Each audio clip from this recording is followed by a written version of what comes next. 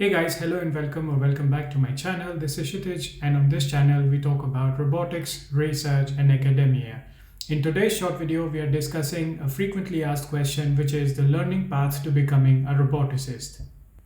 In a previous short video, we described two kind of paths that we could take for robotics. Could be a hardware path or a software path. So let's look into the educational requirements for both these paths. First, let's look into the hardware track.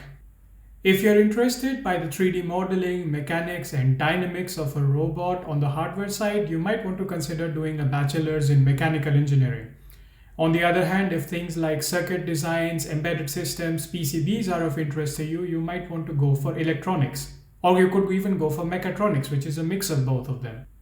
Similarly, for the software side, you might want to go for a bachelor's in computer science to get familiar with programming and then do a master's in AI to learn the various toolbox in software side.